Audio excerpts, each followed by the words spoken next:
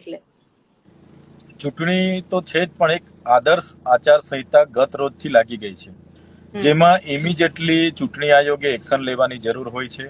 છતાં ગત રોજ આખું તમે જોયું હશે, એકદમ પુરાવા સાથે એના લાઈવ પ્રસારણ કરીને ઉમેદવાર પોતે સ્ટિંગ ઓપરેશન કરે છે, પૈસા લઈને ત્યાં પહોંચે છે, દારૂ ની જગ્યાએ પીઆઈ પીએસઆઈ સહિત બધાને બોલાવીને બતાવે છે.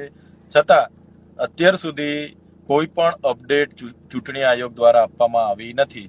એ જ બતાવે છે કે કેટલાય એમના અધિકારીઓ કર્મચારીઓ એની સાથે સંકળાયેલા હશે એવું અમને લાગે છે.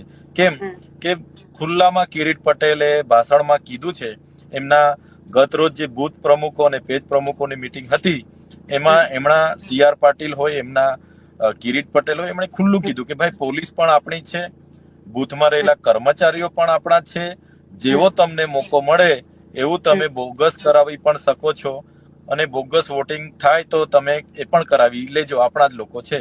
એ જ પ્રૂફ આમાં થઈ રહ્યું છે કે આટલી ઉમેદવાર પોતે ફરિયાદી બનતા હોય છતાં ચૂંટણી આયોગ મૂક પ્રેક્ષક બનીને જોઈ રહ્યો છે, તો કેટલી હદે ચૂંટણી આયોગ પર ભારતીય જનતા પાર્ટીનો દબાવ હશે.